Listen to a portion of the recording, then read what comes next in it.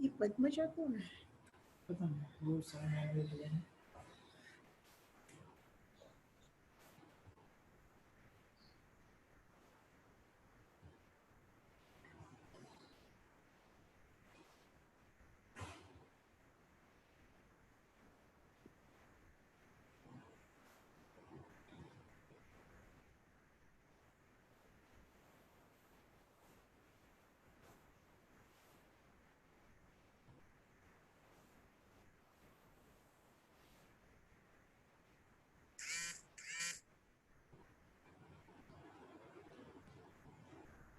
अभी क्या बता આપણે ચાલુ કરવું છે બેન? હજી આવે છે, હજી 3 મિનિટ રાહ જોઈએ. अच्छा હા हाँ जी.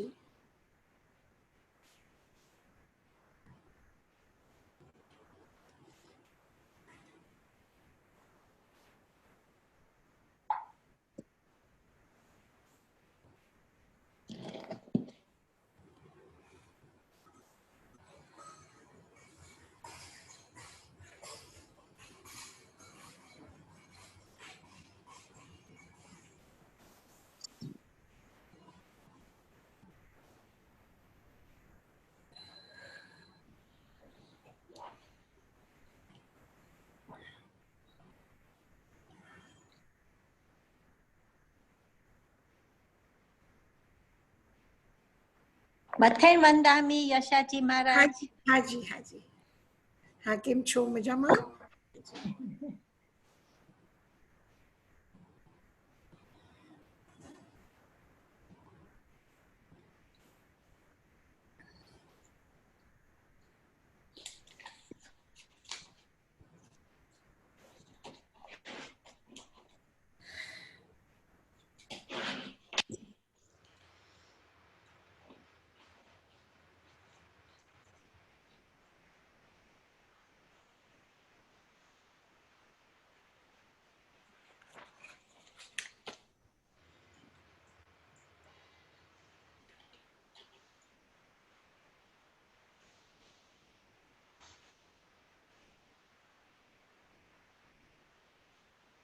હજી આપણે 1 મિનિટ રાહ જોઈએ યશાજી મહારાજ અને પછી શરૂ કરીએ. હા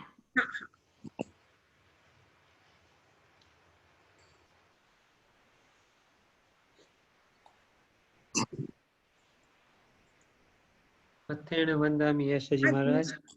हाँ जी दिलीप भाई मजामा आनंदमा. મથેન વંદામી યશાજી મહારાજ. हाँ जी हाँ जी. દીના તારું ઓલું કેમેરા ઓન નથી.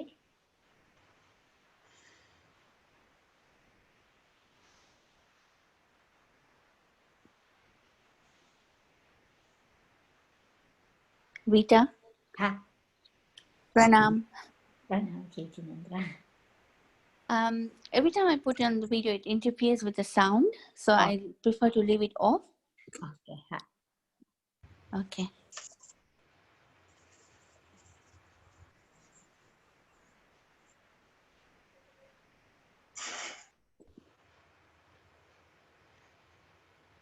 ઓકે આપણે શરૂ કરીએ યશાજી हाँ, મહારાજ.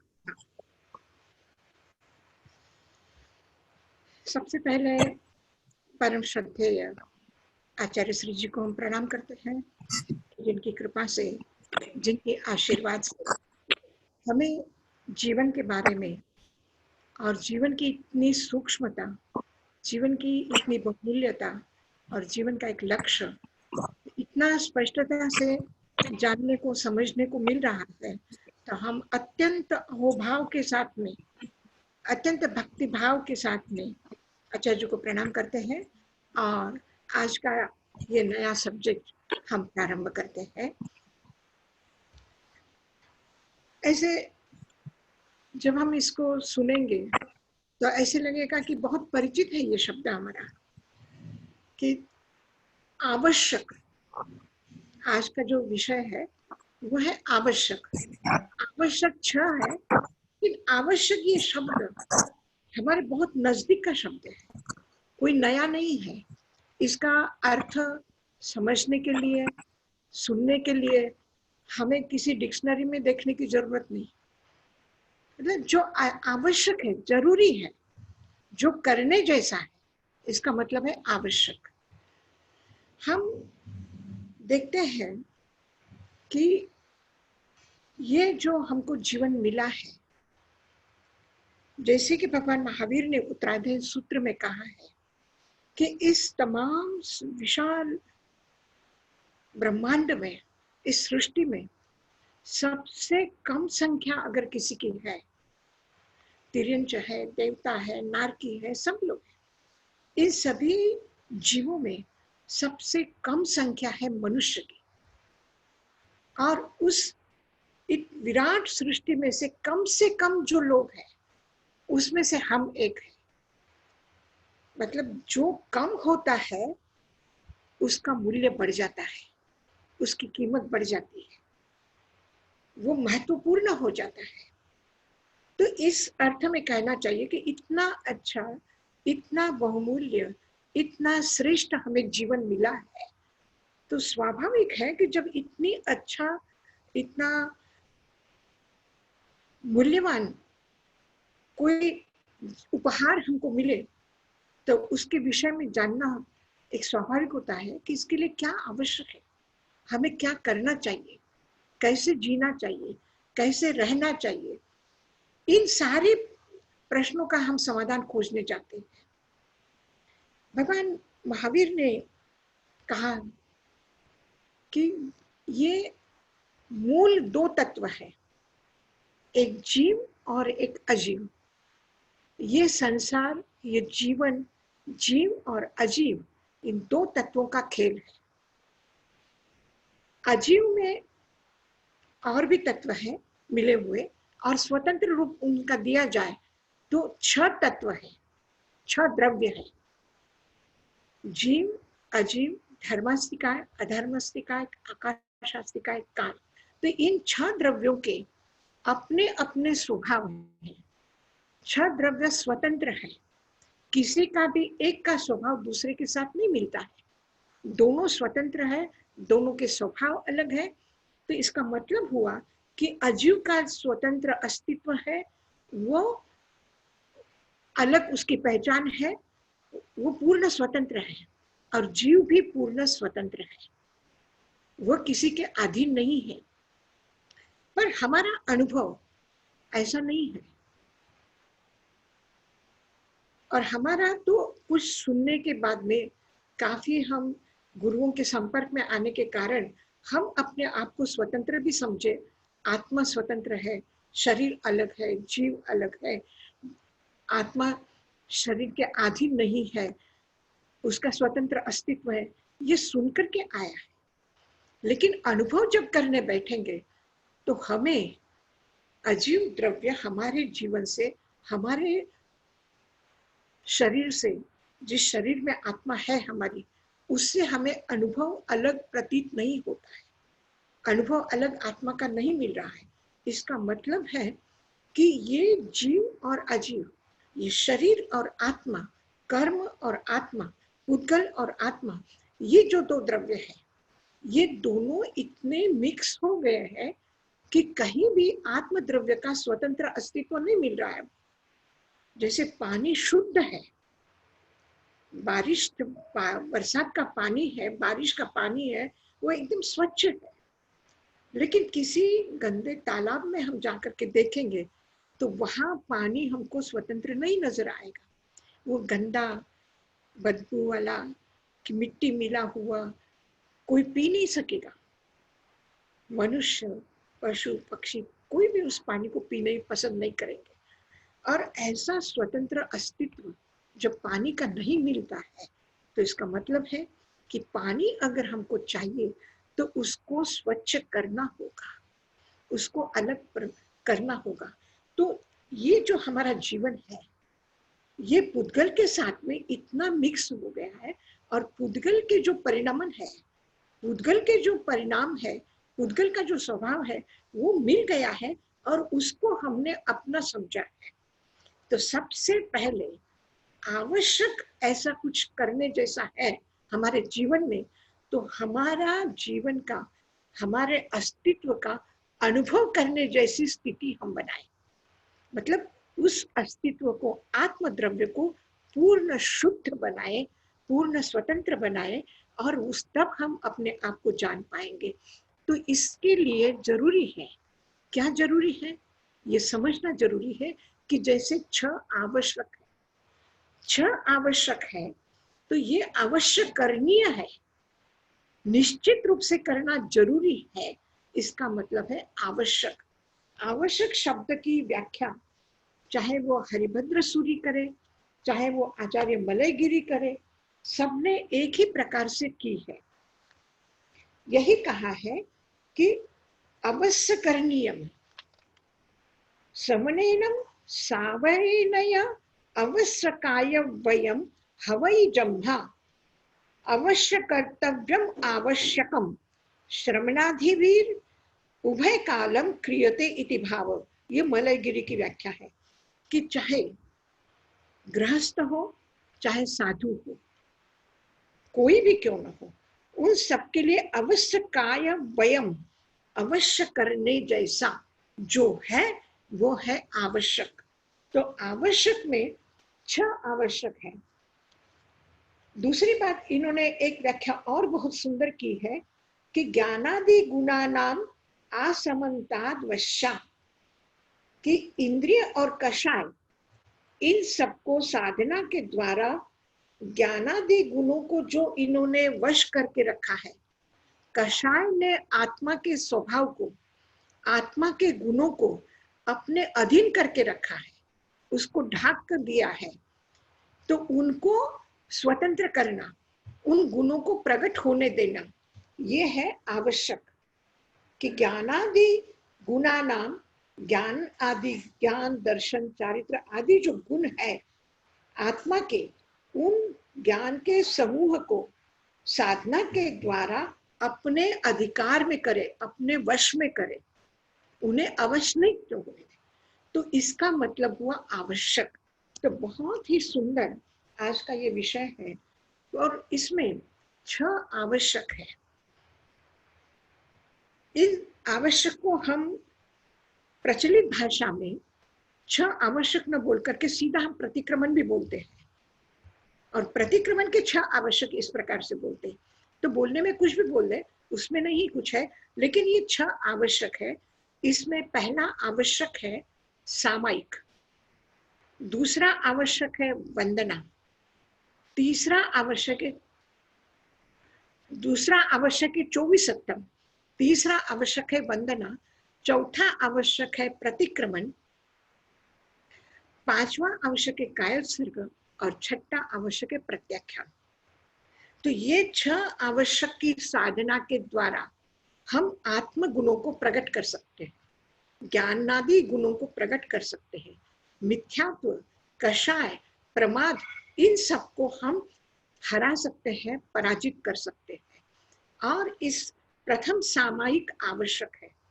सामायिक का अर्थ होता है बिल्कुल सम, सम मतलब समत्व भाव, उसको प्राप्त करना, उस भाव में लीन रहना, ये सामायिक है।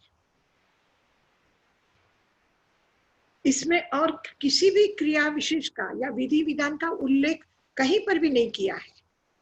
यह है कि समय, समय मतलब आत्मा, आत्मा के गुणों को प्राप्त करना सामायिक है। समय मतलब समय काल, समय के उचित कार्यों को करना, मतलब योग्य समय पर जो करणीय जैसा है उसे करना, यह है सामायिक। सावध्य योग का त्याग करना और निर्वध्य प्रवृत्ति करना, मतलब 2 कार्य है इसके। एक तो सावध्य योग से मतलब जो असत वृत्तियां हैं, असत प्रवृत्तियां हैं, उनको छोड़ना, पापमय प्रवृत्तियों को छोड़ना, और सत्कार्य की जो प्रवृत्तियां हैं उनको करना, ये है सामायिक। तो इस सामायिक का सबसे पहले सूत्र है नौकार मंत्र। सामायिक का पहला पाठ है नौकार मंत्र कि नमो अरहंतानम, नमो सिद्धानम, नमो आयरियानम, नमो उवज्झायानम, नमो लोये सव्वसाहूनम, एसो पंचनमोक्कारो सर्वपावपनासनो, मंगलानंच सव्वेसिम परमम हवै मंगलम। बहुत प्राचीन मंत्र है और ऐसा एक ही मंत्र है इन धार्मिक जगत में, इसलिए बहुत ही महत्वपूर्ण है। और इसका उच्चारण और इसके भाव में आत्मिक भावों को समाविष्ट अगर हम कर सके तो ये बहुत ही शक्तिशाली मंत्र है। और जगह और पाठों को स्तुति कहा है, स्तोत्र कहा है, लेकिन इसको स्तुति या स्तोत्र नहीं कहा, इसको मंत्र कहा। मंत्र का मतलब विद्युत शक्ति, एनर्जी, उसका विस्फोट करने का जो एक स्विच है उसको मंत्र कहा गया है। ऐसे अक्षर और उन अक्षरों के बीच का जो भाव है, दो अक्षरों के बीच का जो स्पेस है, जगह है, उस जगह को भी भर देना आत्मिक भावों से। केवल शब्द को शब्द रूप में नहीं रखना, वो भाव शून्य नहीं होने चाहिए, भाव के साथ होने चाहिए, तो वो अक्षर मंत्र हो जाता है। इस अर्थ में ये मंत्र बहुत ज्यादा महत्वपूर्ण है। और उसका महात्म्य, उसका वैशिष्ट्य क्या है, वो स्वयं मंत्र के साथ जुड़ा हुआ है। जैसे पार्श्वनाथाय नमः कहेंगे तो उसमें महात्म्य नहीं है, महावीराय नमः कहेंगे तो उसमें महात्म्य नहीं है, लेकिन इस मंत्र में उसका महात्म्य भी दिया है कि सव्व पाव पनासनो एसो पंच नमोक्कारो, ये 5 जो नमस्कार है सब पापों का नाश करने वाले हैं और मंगलों में सर्वप्रथम मंगल है। इसका स्थान दूसरा कोई भी नहीं ले सकता है।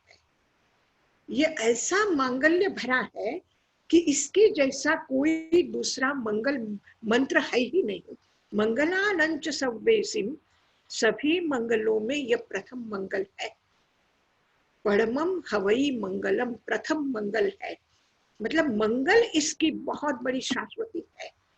कौन कौन से मंगल हैं, क्या क्या मंगल है, क्या क्या अमंगल है, ये कुछ नहीं बताया है। नमो अरहंतानम ये मंगल है। नमो अरहंतानम मतलब जो हमारा अर्ह पूजायाम, जो हमारा श्रद्धा का केंद्र है, आस्था का केंद्र है, जहां हम सहज भाव में समर्पित हो जाते हैं। करना नहीं पड़ता है, हमको झुकना नहीं पड़ता है, हम स्वतः झुक जाते हैं। ऐसे जो है वो अरहंत है। और अरिहंत भी बोला जाता है। अरिहंत मतलब, अरि मतलब शत्रु, जहां शत्रु परास्त हो गए हैं, मतलब जो वीतराग है उन्होंने कषाय शत्रुओं को समाप्त कर दिया है। अब उनके अंदर की लड़ाई खत्म हो गई है, क्योंकि शत्रु कोई बचा नहीं है, तो लड़ेंगे किससे? लड़ाइयां खत्म हो गई है, लड़ाई करने जैसा रहा नहीं है, किसको पराजित करने जैसा कुछ रहा नहीं, वे स्वयं अपराजित हो गए हैं। उनको कोई हरा नहीं सकता है, उनको कोई मिटा नहीं सकता है, वो है अरहंत। तो ये मंगल है। और जब मंगल भाव से भर करके कि सब मेरे चारों तरफ मंगल है, मेरे आंखें मंगलमय हुई है उनके दर्शन से, मेरे मुंह मंगलमय हुआ है इन अरहंतानम शब्द के उच्चारण से, मेरे हाथ मंगलमय हुए हैं इनके चरणों में प्रणाम करने से, मेरा संपूर्ण जीवन मंगल है। मेरे मन में कहीं भी राग द्वेष नहीं रहा, ऐसे वीतराग परमात्मा के चरणों में झुक रहा हूं मैं, उनकी शरण स्वीकार कर रहा हूं मैं। तो ये सबसे बड़ा मंगल भाव है। और याद रखिएगा, जो जैसा भाव करता है, जो जैसी सोच रखता है, वो वैसा बन जाता है। अगर हमारे जीवन में से अमंगल जैसा उच्चारण न रहे, अमंगल जैसा भाव न रहे, अमंगल जैसे शब्द न रहे, तो हम बदल जाएंगे पूरी तरह से। हमारे जीवन को बदलने वाला जिसकी ताकत है, ऐसा ये मंत्र है नवकार मंत्र। और इसमें जो मैंने कहा आपको कि ऐसा एक ही मंत्र है, क्या विशेषता है इसकी कि इसमें किसी का भी नाम नहीं है, न अरहंत का नाम है, न सिद्ध का नाम है, न आचार्य का नाम है, न उपाध्याय का नाम है, न साधु का नाम है। और प्रारंभ से लेकर के शिखर तक, मतलब यात्रा का पहला चरण जहां से शुरू होता है, वहां से लेकर के शिखर तक के सभी उस मार्ग के ऊपर बढ़ रहे हैं, उन सबको प्रणाम किया है। साधु से लेकर के सिद्ध तक को प्रणाम किया है इस छोटे से नवकार मंत्र में। इन 5 पदों में, इन पंच परमेष्टि में जो नमन किया है, तो इसका नाम का उल्लेख नहीं है, स्थान का उल्लेख नहीं है कि किस स्थान में मेरे आचार्य विराजमान है कि उनको मेरा प्रणाम है, कहाँ सिद्ध विराजमान है कि उनको प्रणाम है, कि कहाँ अरहंत है, किस क्षेत्र में है, महाविद्य में है कि भरत क्षेत्र में कि उनको प्रणाम है। कोई स्थान का उल्लेख नहीं, कोई समय नहीं है, चाहे अतीत हो, वर्तमान हो, चाहे भविष्य हो। इसको स्पष्ट करते हुए भाष्यकारों ने कहा है कि जे अय्या अरहा, जो अतीत में अरहंत हो चुके हैं, जे भविष्य ही अनागए काले, जो भविष्य में होने वाले हैं, संपयी वर्तमाना, अभी वर्तमान में जो वर्त रहे हैं, वह विराजमान है, उन सबको मेरा प्रणाम है। भविष्य में होने वाले तीर्थंकर, भविष्य में होने वाले अरहंत, आज अगर किसी तिर्यंच गति में हो, नरक गति में हो, स्वर्ग में हो, कहीं पर भी हो, उनको मेरा प्रणाम है। मतलब आपका एक प्रणाम संपूर्ण विश्व को घेर रखा है, चाहे स्वर्ग हो, चाहे नरक हो, चाहे मनुष्य जीवन हो, सब जगह पर जो जो भव्यात्मा है, जो जो ये पूज्य आत्माएं हैं, साधु है, उपाध्याय है, आचार्य है, सिद्ध है, अरहंत है, उन सबको प्रणाम। एक प्रणाम से, एक झुकने मात्र से हम सारे विश्व को प्रणाम करते हैं। इतना बड़ा प्रभाव मंगलमय है, और ये मंगल करने वाला है, मंगल जगाने वाला है, और अमंगल का नाश करने वाला है, पाप का नाश करने वाला है। अगर सर्व पावक पनासनो जब कह दिया है कि इस मंत्र का उच्चारण पाप का नाश करने वाला है, और कोई अगर प्रमादवश मंगल भाव में नहीं भी रहता है, या राग द्वेष के कारण कोई अहित का चिंतन करता हो, तब भी वह इस मंत्र के जाप से नहीं हो सकता है, कभी भी उसकी फलश्रुति नहीं प्राप्त हो सकती, क्योंकि सब पावक पनासनो, सब पापों का नाश करने वाला है। तो इतना बड़ा यहाँ महत्वपूर्ण नाम नहीं है, महत्वपूर्ण क्या है? नमन है। अरहंत का नाम नहीं, सिद्ध का नाम नहीं, आचार्य उपाध्याय साधु का नाम नहीं, लेकिन इनको जो नमो कहा आपने, मतलब झुकने वाला इसमें महान है, वो महत्वपूर्ण है। किसके चरणों में झुक रहे हैं वो महत्वपूर्ण नहीं है, महत्वपूर्ण है आपने उस परमात्मा भाव को प्रणाम किया है। वो झुकने वाला सर किसके चरणों में झुका है ये महत्वपूर्ण है, नहीं है वो कैसा झुका है, वो कैसे झुका है, वो कैसे नमन कर रहा है, ये महत्वपूर्ण है। और ये नवकार मंत्र, ये वंदन, नमो वंदन जो किए हैं, आपको याद दिला दूं कि इसी राजगृह में, इसी वैभारगिरी पर राजा श्रेणिक भगवान महावीर के चरणों में गए, प्रणाम किया, तीर्थंकर को प्रणाम किया, गणधरों को प्रणाम किया, और फिर साधु साध्वियों को प्रणाम करने के लिए आगे बढ़ा। उन्होंने देखा कि ये मेरा पुत्र जो साधु बना है, जो मेघ कुमार है, मेरा पुत्र है, इतनी छोटी उम्र में दीक्षा ले ली है, महावीर के चरणों में आ गया है, महावीर के आदेश में, समूह शरण में, शासन में चल रहा है। ये इतनी छोटी अवस्था में ये कर पाया सब कुछ, लेकिन मैं नहीं कर पाया। धन्य है ये पुत्र मेरा, धन्य है ये मेरा सेना का एक सैनिक, धन्य है ये मेरा एक नौकर, धन्य है मेरी ये पत्नी। और इन लोगों ने, धर्म ये है, धन्य है मेरे प्रजा के लोग, इस राजगृह के लोगों ने जो इनके प्रभु के चरणों में दीक्षा दी। जो एक समय अपराधी था, इतना दुर्दांत अपराधी था कि जिसका मैं उसको बचा नहीं सका अपराध करने से, ऐसे अपराधी भी प्रभु के चरणों में आकर के इतने बदल गए, इतने बदल गए। धन्य है ये। और झुक करके भावपूर्वक मंगल भावों से भर करके वो जो प्रणाम कर रहा है, तो क्या हुआ? सब पाव पनासन। गौतम स्वामी, कोई भी बात उनकी नजर में आ जाए और जिज्ञासा न हो, प्रश्न न हो, ऐसा हो नहीं सकता। पूछा महावीर को कि भंते, आज ये राजा श्रेणिक जो वंदन कर रहा है, ये जो नमस्कार कर रहा है, इसके भाव कुछ और ही नजर ला रहे, इसकी चेहरे की चमक कुछ और ही है। आज ये जो प्रणाम कर रहा है, नमस्कार कर रहा है साधुओं को, इसको क्या फल प्राप्ति होगी? आप उत्तराध्ययन में पढ़ रहे हैं 29वें अध्याय में, जीवे किम जनयेहि, हर जगह बराबर प्रश्न करते, इससे क्या फल, इससे क्या होगा, राजा श्रेणिक को क्या प्राप्त होगा? भगवान महावीर ने कहा कि 6 नारकी के बंधन को इसने खत्म कर दिया, तोड़ दिए। सुना श्रेणिक ने, बहुत प्रसन्न हुआ, इतना प्रसन्नता से, इतनी प्रमोद भाव से भर गया कि कहा कि अच्छा, 6 नारकी के बंधन टूट गए, 1 नारकी का बंधन बचा है, मैं और वंदन कर लूं तो वो भी हो जाएगा। क्या हुआ?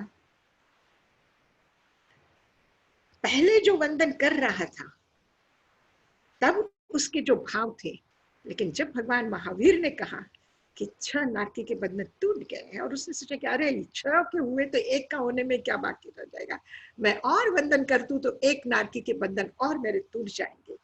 भावों में फर्क पड़ा, भाव में फर्क पड़ा। कहा वो बात गई, जो बात वंदन करते समय थी वो बात अब नहीं रही, तो नहीं टूट सके। तो जिस भाव से हम, जिस अहोभाव के साथ में जो हम करते हैं, तो सब पाप पनासन, सब पापों का नाश करने वाला है।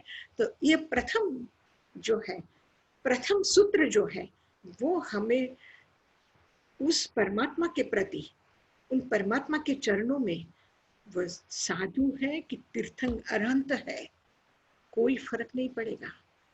महावीर को वंदन कर रहे थे श्रेणिक, तब नारकी के बंधन नहीं टूटे हैं, जब साधुओं को वंदन करने गए तब जाकर के टूटे हैं। तो कौन सामने है, नाम नहीं लिया है, कौन अरहंत है, कौन सिद्ध है, कौन आचार्य है, ये नहीं है। वहां वंदन करने वाले आप और हम महत्वपूर्ण है, और हम किस भाव में वंदन कर रहे हैं, ये सामायिक का पहला सूत्र है, नमो। और अरहंतानम नमो नहीं कहा, नमो अरहंतानम, नमस्कार, वंदन, नमस्कार, अहोभाव के साथ में झुक जाना, ये अहंकार को विलीन कर देना। हमारा मस्तक जो अहंकार का प्रतीक है, उस मस्तक को चरणों में झुका देना, विलीन हो जाना उसमें, एक बूंद अपना स्वतंत्र अस्तित्व बचाने की कोशिश न करे, और समुद्र में वो मिल जाए तो वो समुद्र का विराट रूप वो बन जाती है। वो बूंद बूंद नहीं रहती है, वो सागर बन जाती है। सागर का एक हिस्सा अगर स्वतंत्र रह जाता है तो उस बूंद को कोई पक्षी आकर के निगल सकता है, सूरज की एक कोई किरण आकर के उसको सुखा देगी। कोई व्यक्ति उसे यूं ही उठा करके फेंक देगा, लेकिन समुद्र में अगर वो मिल गई है तो उसका अस्तित्व सुरक्षित है, उसका अस्तित्व विराट हो गया है, वो परम मंगल हो गया है। परमम हवई मंगलम, वो प्रथम मंगल हो गया है। तो इस अर्थ में ये सामायिक का जो पहला पाठ है वो नवकार मंत्र है, नवकार मंत्र है। फिर तिकुतु के पाठ से बंधन लेकर के सामायिक की आज्ञा लेनी है। फिर उसके बाद में इरियावई का पाठ बोल के, दशोत्तरी का पाठ बोल करके अपने ध्यान करना है। इरियावई के पाठ में कुछ नहीं है, क्षेत्र शुद्धि है कि मैं अपने जीवन में एकेंद्रिय, बेंद्रिय, तेंद्रिय, चतुरेंद्रिय, पंचेंद्रिय किसी भी जीवों की न अवहेलना करूंगा, न उनको तकलीफ दूंगा, न उनके प्रति कोई गलत भाव मेरे मन में रहेंगे। वो जो प्रणाम के साथ जो मंगल भाव आया है, उस मंगल भाव का आचरण में लाने का उसका जो भाव है कि वह इरियावई के पाठ में वो स्पष्ट करके कहता है कि अभिहया, वत्तिया, लेसिया, संघाइया, संगट्टिया, किलामिया, मैं किलाम नाम नहीं उपजाऊंगा, मैं मचोड़ नहीं दूंगा, मैं उसका मर्दन नहीं कर सकता हूँ। अगर ऐसा कुछ किया तो इस भाव के साथ में, मतलब ये एक हम प्रवृत्ति करते करते करते आए हैं, अपने अमंगल भावों में से होते हुए आए हैं, हम धूप में से तपते हुए आए हैं। तो आने के साथ में अचानक कोई हम बदल नहीं जाएंगे, हमें अपने मन की तैयारी करनी होगी। और उस मन की तैयारी के लिए, सामायिक की तैयारी करने के लिए, उस समत्व भाव में आने के लिए हम वंदन कर रहे हैं, फिर ध्यान कर रहे हैं, अपनी तैयारी कर रहे हैं, और फिर 24 तीर्थंकरों के चरणों में प्रणाम करते हुए, उनकी स्तुति करते हुए, और फिर हम सामायिक का पाठ बोलते हैं और सामायिक लेते हैं। सामायिक का अर्थ है कि समभाव, समत्व भाव। समत्व किसमें किसमें? जो मेरे सामने व्यक्ति है उन सबके प्रति मेरा समत्व भाव है, समान भाव है। जैसे एक तराजू पर 2 पलड़े हैं, इन 2 पलड़ों में एक में सुख है, एक में दुख है, एक में निंदा है, एक में प्रशंसा है, एक में लाभ है, एक में हानि है। 2 पलड़े बराबर, वो बराबर रहने चाहिए, समान रहने चाहिए। और वो जो सुई है, वो कांटा है, वो बिल्कुल स्थिर रहना चाहिए। जब हम बराबर का तोलेंगे, सम रखेंगे, मतलब स्थिर रखेंगे उसको, वो जो कांटा है, तो वो न इधर हिलना चाहिए सुख के तरफ में, और न दुख के तरफ में डूबना, न दुख में डूबना चाहिए, न सुख में प्रसन्न होना चाहिए, न दुख में निराशा से, हताशा से भरना चाहिए, और न सुख का अहम आना चाहिए। इन दोनों को बराबर, सुख चाहिए वो मिले, और दुख हमारे जीवन से मिट जाए, वो न आए, ऐसी कोई प्रार्थना नहीं की। सामायिक में ऐसा कुछ भी नहीं है कि जो हम ये कहे कि हमारे जीवन में दुख ना आए, हमारे जीवन में अभाव ना आए, हमारे जीवन में कष्ट ना आए, हमारे जीवन में वो ना आए, ऐसा कुछ भी नहीं कहा। हमारे जीवन में वो आए जो समत्व है, उन दोनों के बीच में हम बराबर सम रहे, संतुलन बना के रहे, बैलेंस बना करके रहे। हम कहीं भी डिगे नहीं, हम कहीं भी हिले डुले नहीं, हम कहीं भी टेढ़े ना हो जाए कि सुख की तरफ झुक गए कि दुख की तरफ झुके। हमारा बैलेंस बराबर रहे, ये सामायिक है। अच्छा समय हो चाहे खराब समय हो, तब भी हम आत्म भाव में स्थित रह सके। और जब स्थित रहेंगे तभी हम समयोचित कार्य कर सकेंगे, योग्य समय पर योग्य निर्णय ले सकेंगे, योग्य समय पर योग्य कर्तव्य कर सकेंगे।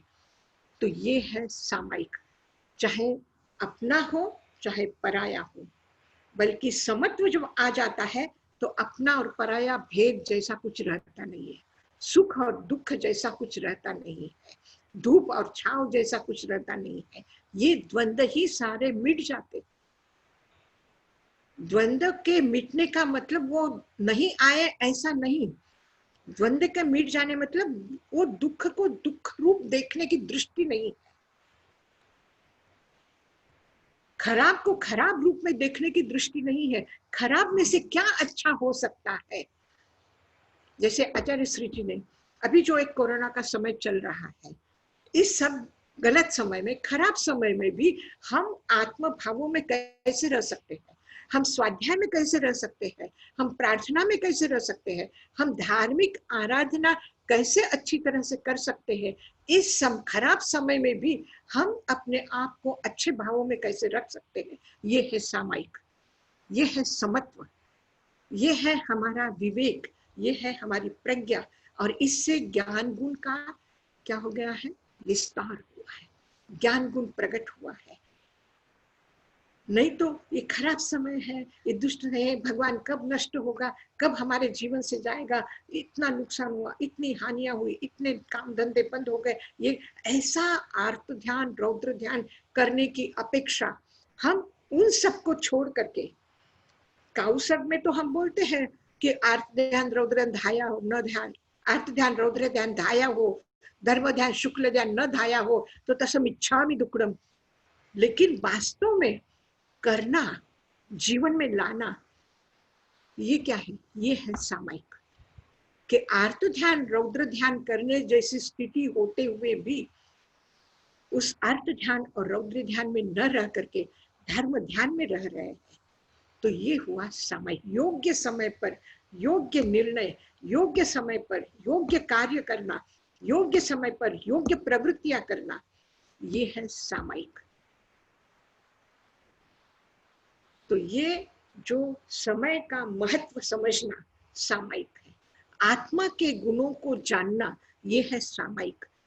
समय मतलब आत्मा, जैसे समय सार जो कहते हैं, तो आत्मा का जो सार है उस ग्रंथ में, इसलिए उसे समय सार कहा है। तो समय, आत्मा, समय, समत्व, समय काल, और उसमें से जो प्राप्त करता है। जमीन हमको बहुत अच्छी मिली है, मैं शरीर हमारा पुरुषार्थ करने जैसा है, बुद्धि हमारी प्राज्ञ है, वो सोच सकती है कर्म क्या करना चाहिए क्या नहीं करना चाहिए, अच्छी तरह से जान सकती है, और तब भी अगर हम नहीं करते हैं तो ये क्या होगा, असामायिक, सामायिक के आशात्मक। लेकिन वो जब कर लेते हैं तो वो है सामायिक। तो ये जीवन जो हमें मिला है, ये जीवन हमें जो मिला है, उसके बहुमूल्यता को हम जाने, उस बहुमूल्यता के प्राप्त करने के लिए जो आवश्यक करनीय जैसा है, उस आवश्यक करने जैसे को हम करें। और आवश्यक करने जैसा है तो वो है कि अमंगल भावों से निवृत्त होकर के, अमंगल भावों से हट करके मंगल भावों में हम कैसे रहे, मंगल विचारों में हम कैसे रहे, वो है परमम हवई मंगलम, वो है प्रथम मंगल। और प्रथम मंगल मतलब वही करने जैसा है। तो सामायिक सूत्र, ये सामायिक जो है, करे में भंते सामायियम, मैं सामायिक करता हूँ। सामायिक करता हूँ मतलब क्या, सावध्यम जोगम पचखामी, सावध्य योग के पचखान करता हूँ। सावध्य योग मतलब जो पापकारी प्रवृत्तियां हैं, प्रवृत्ति कौन करता है, मन, वचन और काया। तो अशुभ मन, अशुभ वचन, अशुभ काया, इनके पचखान करते हैं। दुविहम तिविहेनम न करेमि न कार्वेमि मनसा वायसा कायसा दसभंते पडिक्कमामि निंदामि गरहामि अपानम ओसिरामि। बहुत महत्वपूर्ण पाठ है ये, कि सामायिक के प्रत्याख्यान कर रहे हैं और साथ में प्रतिक्रमण का पाठ बोला गया है। तस्य भन्ते, तस्य पूर्व काल में सामायिक लेने के पहले जो तस्य भन्ते, हे भगवान, भगवान हम गुरु को भी कहते हैं भन्ते, भन्ते गुरु, श्रद्धेय आचार्य, उनके सामने, और आचार्य नहीं तो भगवान भी कह सकते हैं कि हे भगवान, परिक्रमामी, मैं उन सारी प्रवृत्तियों का, सारी पापमय भावनाओं का, वृत्तियों का परिक्रमामी, प्रतिक्रमण करता हूँ, निंदा करता हूँ, गर्हा करता हूँ, निंदामी गर्हामी अप्पानम ओसिरामी, उस सारे दुष्प्रवृत्तियों को छोड़ करके अब मैं सामायिक में समत्व भाव में आ रहा हूँ। जब तक कषायों से निवृत्त होकर के नहीं आएंगे, कषायों का प्रतिक्रमण करके नहीं आएंगे, उनका विसर्जन करके नहीं आएंगे, तब तक समत्व भाव आना मुश्किल है। तो सामायिक के पहले प्रतिक्रमण, तस्य भन्ते परिक्रमामी निंदामी गर्हामी अप्पानम ओसिरामी, तो न करूंगा न कराऊंगा, दुविहम, न करूंगा न कराऊंगा, न करूंगा मन से वचन से काया से, न कराऊंगा मन से वचन से काया से। अगर पाप कहीं है तो केवल एक अनुमोदना का पाप लग रहा है, सावध्य क्रिया जो हो रही है उसका अनुमोदन हो रहा है। वो अनुमोदन किस प्रकार से हो रहा है? किस प्रकार से हो रहा है? हम प्रतिक्रमण आवश्यक जो है, चौथा आवश्यक, उसमें और ज्यादा इसको स्पष्ट करेंगे कि नौवा व्रत में जब हम नौवे व्रत सामायिक ली है तो आपने सामायिक के दो भेद, एक द्रव्य सामायिक, एक भाव सामायिक। भाव सामायिक में आपको कुछ नहीं चाहिए, न साधन कुछ चाहिए, न किसी क्षेत्र का पदार्थ का विचार किया है, बस आपके शुद्ध भाव चाहिए, उसमें कोई भी कषाय के भाव न हो, शुद्ध भाव, वो सामायिक हुई। और द्रव्य सामायिक जो है उसके लिए द्रव्य शुद्धि, क्षेत्र शुद्धि, काल शुद्धि और भाव शुद्धि। द्रव्य, क्षेत्र, काल और भाव। तो द्रव्य शुद्धि का मतलब क्या हुआ? द्रव्य शुद्धि का मतलब जो आपके सामायिक के लिए उपकरण है, क्योंकि अभी तक वो स्थिति नहीं आई है कि आप अपने आसपास में वातावरण कैसे रखें, आप कैसे कपड़े पहने, आप किस जगह पर बैठे, ये आपको प्राथमिक अवस्था में सावधानी रखना आवश्यक है। आप स्वच्छ स्थान में बैठे, पवित्र स्थान का चुनाव करें, और जैसे कि आगमों में उल्लेख है कि उपासक मतलब श्रावक एक अपने मकान के साथ साथ में ऐसा एक साधना का स्थान बनाते हैं जिसको पौषधशाला कहा गया है, कि वो एक अलग व्यवस्था उन्होंने बना रखी, एक अलग मकान बना के रखा है, अलग रूम बना के रखा है कि वहां जाकर के वो धर्म साधना करते हैं। अगर आपको ये सुविधा नहीं है कि आप अलग मकान बनाए, अलग रूम बनाए, पर कम से कम जहां रहते हो वहां एक स्थान, एक कोना, एक जगह ऐसी रखे कि जिस जगह पर हम बैठ करके सामायिक कर सके, हम बैठ करके स्वाध्याय कर सके। जिस बेड में सो रहे हैं उस बेड में बैठ करके, उस बिछाने में बैठ करके साधना आप करने जाएंगे तो आपका मन विचलित होगा, आप स्थिर नहीं कर सकेंगे अपने मन को। तो उसके लिए वहां का स्वच्छता, वहां के वातावरण की पवित्रता, और उस स्थान पर जाकर के कभी भी अपशब्द का प्रयोग नहीं करेंगे, उस स्थान पर बैठ करके कभी भी गलत विचार नहीं करेंगे, हिंसक विचार नहीं करेंगे, झूठ के विचार नहीं करेंगे, कपट के विचार नहीं करेंगे, क्रोध नहीं करेंगे, जोर से चिल्ला करके नहीं बोलेंगे। ऐसा एक छोटा सा स्थान आप अपनी साधना के लिए बना करके रखिए, ताकि वहां पर जो आप सामायिक की साधना करेंगे, आप स्वाध्याय करेंगे, आप सावध्य योग का त्याग करके असनम पाणम खाइमम साइमम का 1 घंटे तक आप पचकान करके बैठेंगे तो उससे जो आपकी ऊर्जा पैदा होगी, आपका मंगल भाव पैदा होगा, उसके एक वाइब्रेशन उसमें भर जाएंगे। उन वाइब्रेशन को आप डिस्टर्ब नहीं करेंगे। जब कभी डिस्टर्ब हो गए हैं तो उस स्थान पर आप जाकर के बैठेंगे, अपने आप आपको शांति मिलेगी, अपने आप आपको प्रसन्नता अनुभव होगी। तत्काल आपको वहां की पवित्र ऊर्जा आपके मन पर को प्रभावित करेगी, आपको शांति प्रदान करेगी, आपको प्रसन्नता प्रदान करेगी। तो जब तक आपका आत्मिक भाव बाहर की दुनिया को प्रभावित करे और उसका प्रभाव हम ग्रहण न करें, यह स्थिति नहीं आती है, तब तक हमको क्षेत्र शुद्धि, क्षेत्र का चुनाव, क्षेत्र की व्यवस्था, क्षेत्र की पवित्रता, क्षेत्र का मांगल्य बनाए रखना है और वहीं पर बैठ करके सामायिक करनी है।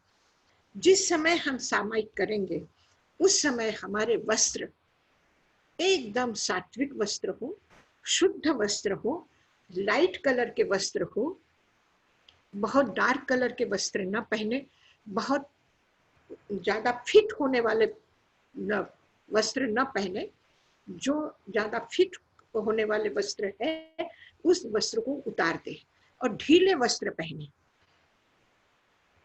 ढीले वस्त्र पहने, क्योंकि आपके पास में एक ऊर्जा का सर्कल तैयार हो रहा है या त्रिकोण ट्रायंगल तैयार हो रहा है ऊर्जा का, मतलब 2 घुटने, 2 पैर और मस्तिष्क।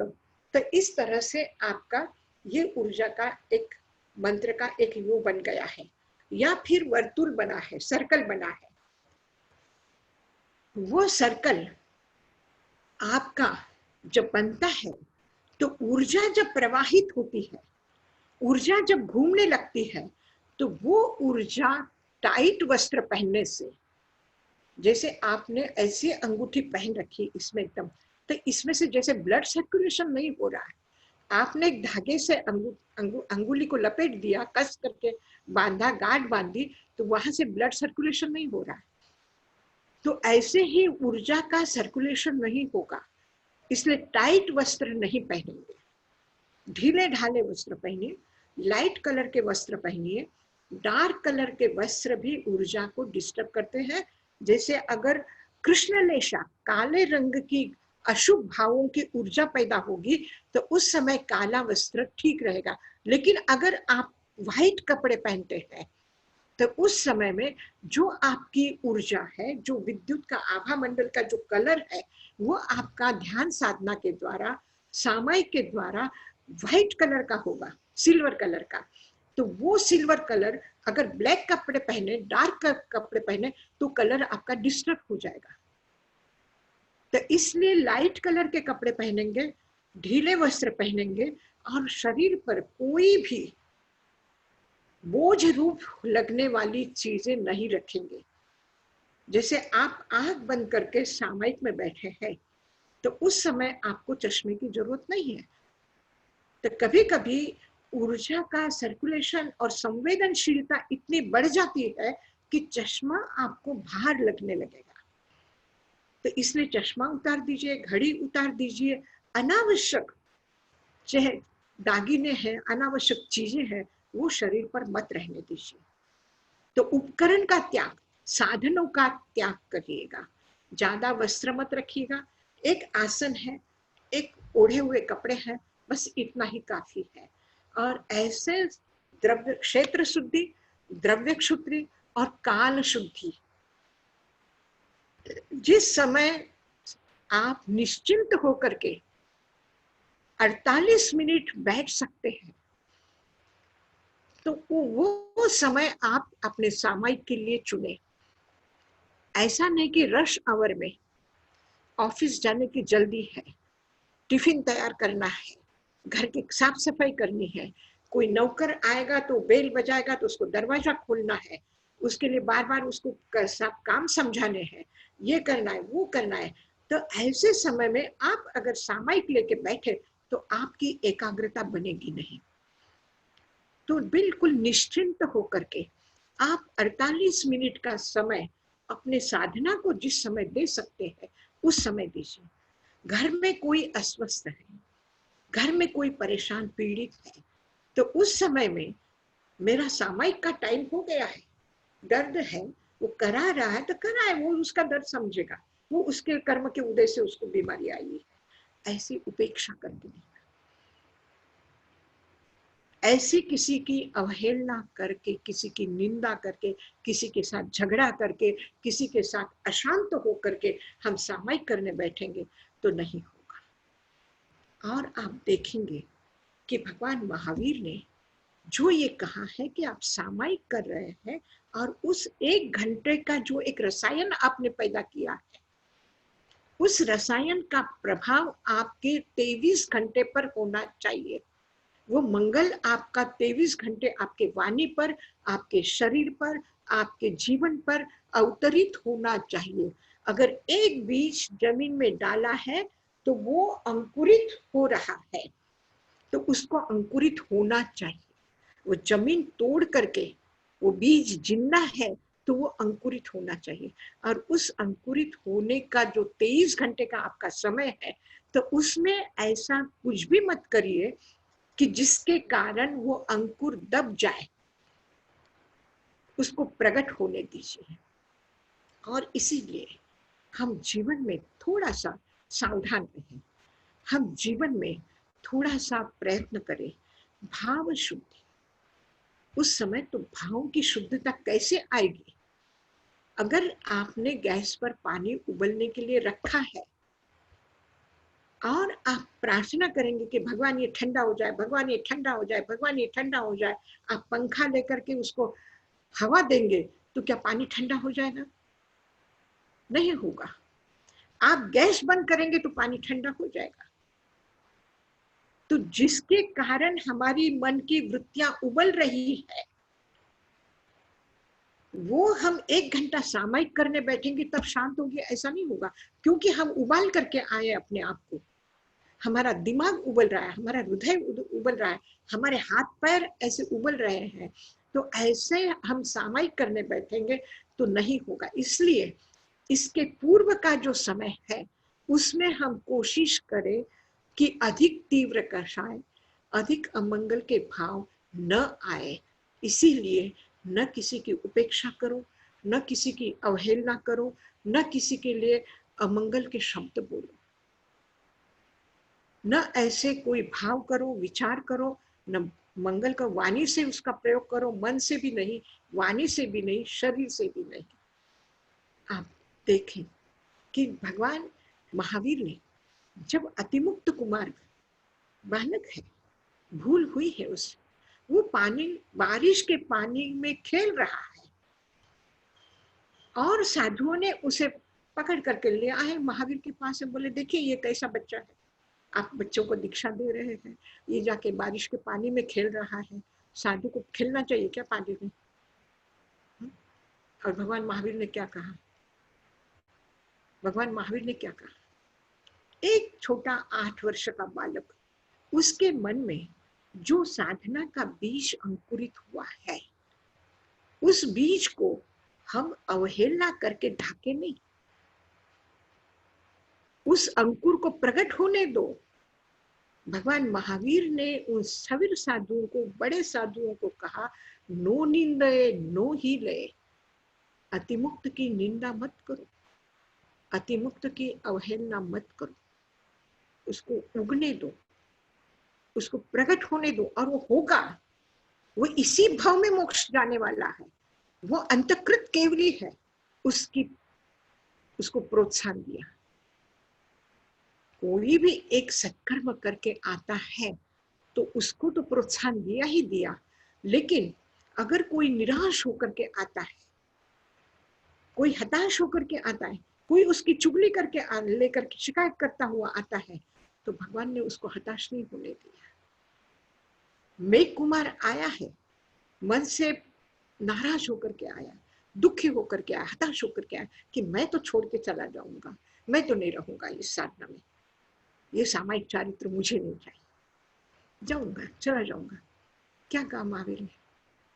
महावीर ने कहा, अरे तुम तो इतने अच्छे हो, तुम कोई कष्ट से घबराने वाले नहीं हो, तुम कभी तकलीफ में दुख पाने वाले नहीं हो। तुम जब एक तिर्यंच भाव में थे, हाथी के भाव में थे, तब भी तुमने इतने अच्छे सत्कर्म किए,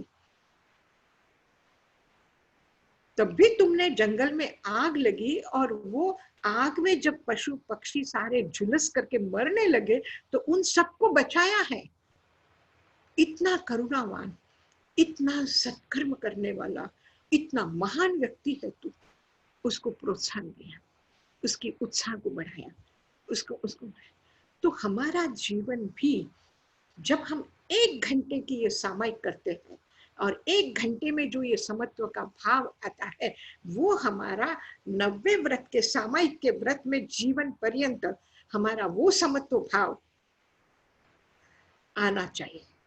और वो समत्व भाव आने के लिए नो निंदय नो हीलय, न किसी की निंदा करो, न किसी की शिकायत करो, न किसी की चुगली करो, न किसी की अवहेलना करो, न किसी का तिरस्कार करो, बल्कि उसको प्रोत्साहन दो, उसको आगे बढ़ाओ, उसके महत्व को उसके सामने ला करके रखो।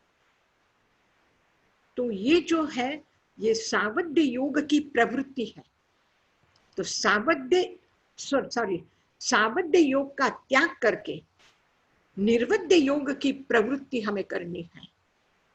तो ये भी हमारी सामायिक है। आया ध्यान में? तो किसी को कुछ पूछना है इस संबंध में? कोई प्रश्न है आपके? पहला आवश्यक ये जो सामायिक का है, इस संबंध में किसी को कुछ पूछना है? यशा जी महाराज। हाँ बोलो सुचिता बहन। रीता बोलो। हाँ हाँ जी गीता बहन बोलो। મને પૂછ્યું હતું કે તમે કહ્યું કે કરેમી ભંતેમાં પ્રતિક્રમણ પહેલા હોય પછી સામાયિક હોય, એ પાછું સમજાવો પ્લીઝ. हाँ जी, એટલે કરેમી ભંતેનો પાઠ બોલીને આપણે જ્યારે સામાયિક લઈએ, જ્યારે સમત્વ ભાવમાં આવવાની તૈયારી કરી રહ્યા છો, એનો મતલબ શું છે કે સમત્વ ભાવમાં નવતા, સમત્વ ભાવમાં નથી, અને ત્યાંથી આપણે નીકળીને સમત્વ ભાવમાં આવવાની સાધના કરી રહ્યા છીએ સામાયિકમાં. તો જ્યારે સમત્વ ભાવમાં આવવું છે તો જે વિષમ ભાવ છે, જે વિભાવ ભાવ છે, એનું શું કરશો? એને સાથે લઈને નહીં આવો. મંદિરમાં આપણે જઈએ, પવિત્ર જગ્યામાં આપણે જઈએ, ગુરુના સામે આપણે જઈએ તો આપણે આપણા જૂતા બહાર ઉતારીને જઈએ છીએ. સમોશરણમાં જ્યારે બધા લોકો જતા હતા ત્યારે શસ્ત્ર, અસ્ત્ર, મુગુટ, રથ બધું બહાર મૂકીને પછી ભગવાનના દર્શન માટે જતા હતા. આપણે પણ મંદિરમાં જઈએ છીએ તો જૂતા બહાર ઉતારીને જઈએ છીએ. તો જ્યારે આપણે જૂતા બહાર ઉતારીએ ને ત્યારે આપણા મનના જે કશાય પ્રવૃત્તિઓ છે એ બધાને આપણે અપ્પાનમ ઓસિરામી કહીને જવાનું છે સામાયિક કરવા માટે. તો એનું ત્યાં તસ્સ ભંતે પરિક્રમામી નિંદામી ગરહામી અપ્પાનમ ઓસિરામી. તો તસ્સ એટલે એ જે પૂર્વકાળમાં આપણું આચરણ છે કે આપણું વ્યવહાર છે કે આપણી ભાષા છે, જે પણ કશાય મૂલક યોગની પ્રવૃત્તિઓ છે અને કશાય જનિત વૃત્તિઓ છે, એ બધાનું પ્રતિક્રમણ કરીને, એટલે એમાંથી અલગા થઈને, એનાથી અલગ થઈને એની નિંદા કરીએ છીએ. એટલે આપણે આ ગલત થઈ ગયું છે, મારાથી ભૂલ થઈ છે એ સ્વીકાર કરીને ગરહામી અપ્પાનમ ઓસિરામી, હું એનું વિસર્જન કરું છું. સ્નાન કરીએ તો કપડાં ઉતારીને સ્નાન કરીને પાછું આપણે એ કપડાં નથી પહેરવાના, પાછા બીજા કપડાં પહેરીને જવાનું છે. એટલે સામાયિકમાં વસ્ત્ર ઉતારી દીધા ત્યારે પણ એવા ભાવ હોય કે હું આ ફક્ત શરીરના જ કપડાં નથી ઉતારતા, મારા અંતર મનમાં ખરાબ થયેલા વસ્ત્ર પણ હું કાઢીને ફેંકી દઉં છું. ઘરનું કચરું આખું કાઢીને ઘરમાં પાછું મૂકી નહીં રાખવાનું. એ બધું ડસ્ટબિનના એમાં નાખીને એકદમ ઘરની બહાર, ડસ્ટબિન પણ ઘરની બહાર મૂકી દેવાનું. તો એ છે પ્રતિક્રમણ. તો પહેલા પ્રતિક્રમણ કરીને, કારણ કે સમતુ ભાવમાં કેવી રીતે આવી શકો? જો પહેલા કોઈના સાથે ઝઘડો કરીએ, ખૂબ મોટો ઝઘડો કર્યો અને પછી જઈને સામાયિક કરવા બેસી ગયા, તો શું આવશે? ભગવાનનું નામ યાદ આવશે કે ઓલી બધી વાતો યાદ આવશે? શું આવશે? તો પહેલા એ છોડી દો, એનો અપમાનમ ઓસિરાની કહી દો. પહેલા એ ભાવ શુદ્ધિ માટે, ભાવની જે અશુદ્ધિ થયેલી છે એનું વિસર્જન કરીને, એને મૂકીને, એનાથી અલગ થઈને પડિક્કમામી, અને પડિક્કમામી નિંદામી ગર્હામી અપમાનમ ઓસિરામી, એને પાછું હું એને લેવા તૈયાર નથી. આટલા તૈયારી સાથે કરી જાઓ.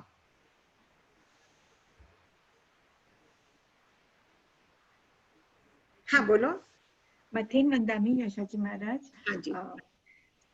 આપને જે સમય શુદ્ધિની વાત કરી યશાજી મહારાજ, મારો અવાજ આવે છે આપને? હા હા બરાબર આવે છે. હા, તો આપણે એવું સાંભળ્યું છે કે સનરાઈઝ પહેલા અને અમુક કાળે સનરાઈઝ પહેલા ને સનસેટ પછી જ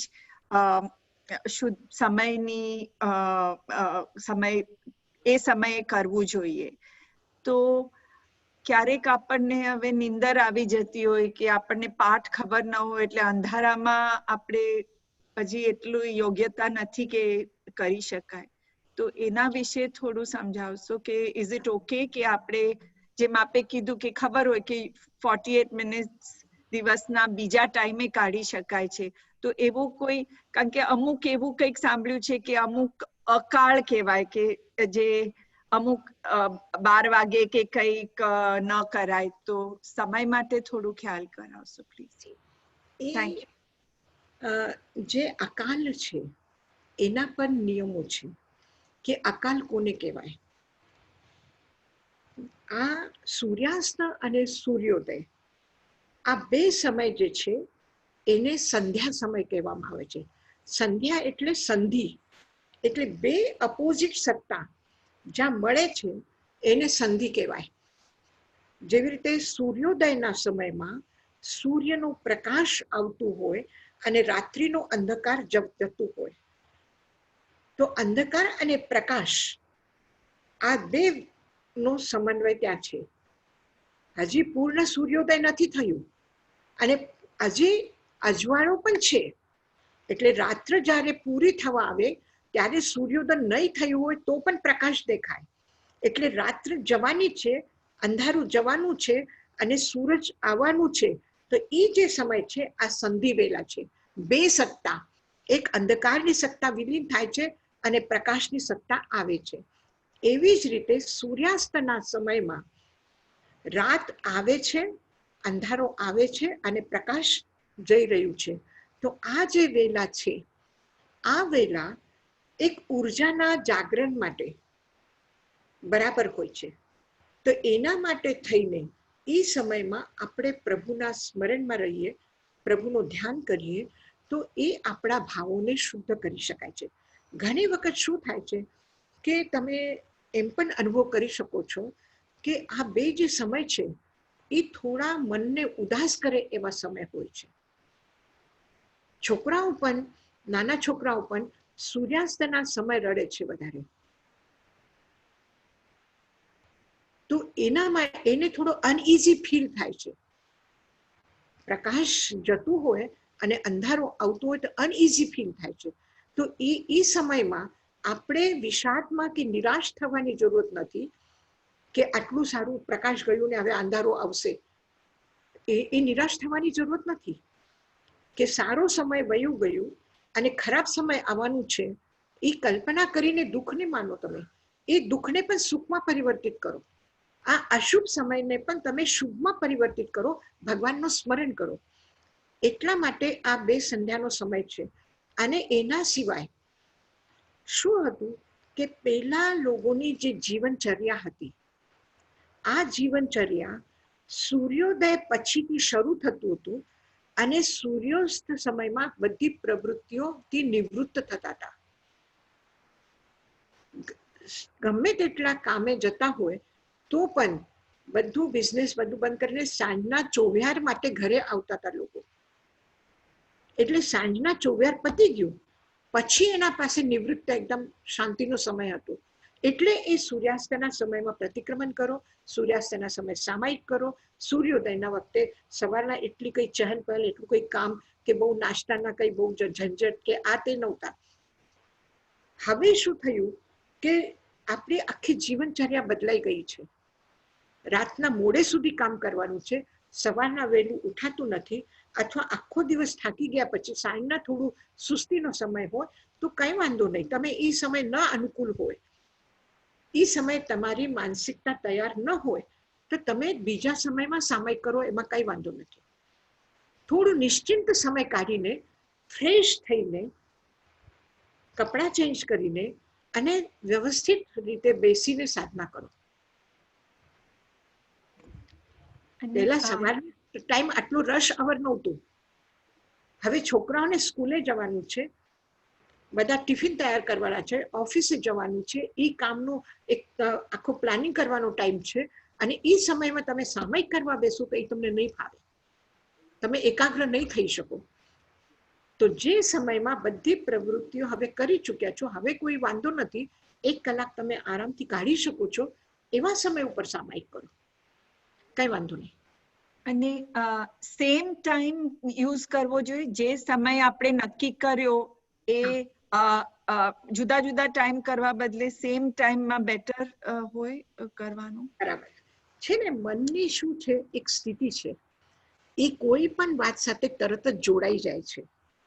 જેવી રીતે સાયકોલોજીમાં પાવલોવનો સિદ્ધાંત છે કે એને કોઈને જમાડવા માટે ઓલી ઘંટડી વગાડતો હતો, તો ઘંટડી વાગે એટલે તરત જ દોડીને ખાવા આવે છે. એક દિવસ એને ખાવાનું મૂક્યું ને, ખાલી ઘંટડી વગાડી તો ઓલો દોડીને આવી ગયો ખાવા માટે. તો નાના છોકરાઓને પણ તમે ટાઈમસર આપો, બરાબર, કે 2 કલાકે 3 કલાકે, તો એ ટાઈમ થાય એટલે તરત જ એ રડવા માંડે, માંગવા માંડે કે મને ખાવાનું જોઈએ. તો એવી જ રીતે સાધના માટે આપણા મનની તૈયારી કરવા માટે જો એક નિશ્ચિત ટાઈમ રાખો તમે, કે સવારના 8 વાગે કે સવારના 6 વાગે, જે પણ 1 દિવસ કરશો, 2 દિવસ કરશો, 3 દિવસ કરશો, ચોથા દિવસે તમને ઘડી જોવાની જરૂરત નથી, ટાઈમ જોવાની જરૂરત નથી. તમારા પોતાના મનમાં એવા ભાવ આવશે કે જે સામાયિકના વખતે તમારા મનમાં આવે છે, એ પોતાની મેળે આવવા માંડશે. તમે હજી આસન પાથરીને કરે મેં ભંતેનો પાઠ પણ નથી બોલ્યા તો પણ તમારા સામાયિકના ભાવ શરૂ થઈ જશે, કારણ કે ટાઈમ સાથે તમે જોડાઈ ગયા. એટલે એક સમય નિર્ધારિત રાખો તો વધારે સારું. અને પછી એક વખત શરૂ થયા પછી બરાબર એ ધારાને આવવાનો એક રસ્તો થઈ ગયા પછી એ ધારા ગમે ત્યારે આવી શકે છે. તમે રસોઈ કરતા હોય ત્યારે પણ તમારા મનમાં સમત્વ ભાવ આવશે. તમે કોઈ બિઝનેસ કરતા હોય, કોઈ કામ કરતા હોય, કોઈ મીટિંગ કરતા હોય, ત્યારે પણ તમારા મનમાં સમત્વ ભાવ જાગૃત થશે. પણ એક વખત એને આવવાનો રસ્તો દો. થેન્ક યુ યશાજી મહારાજ. મધ્ય વંદના.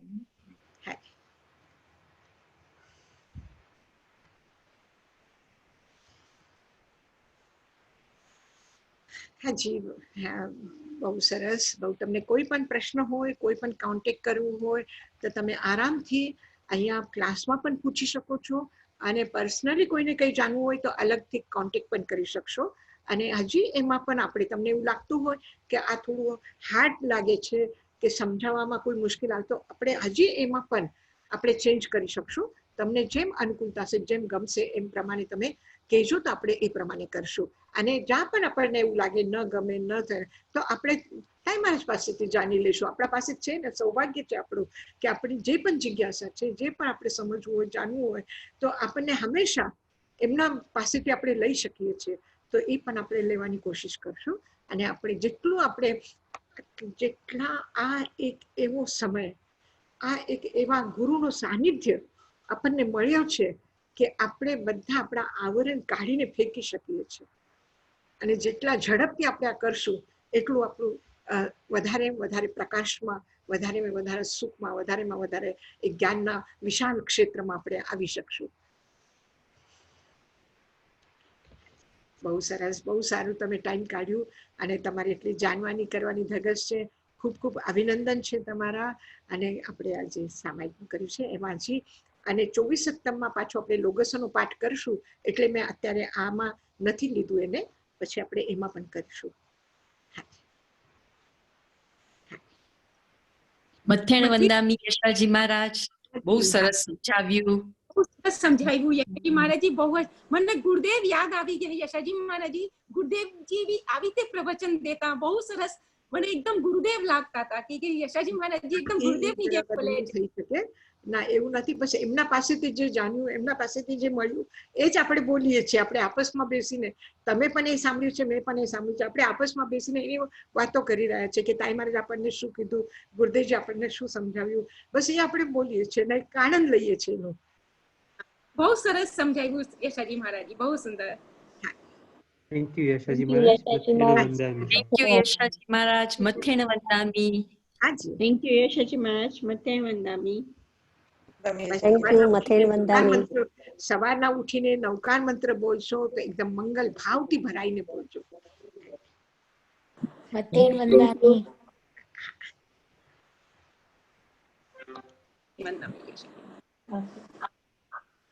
મથેણ વંદામી યશોજી મહારાજ. હાજી હાજી હાજી.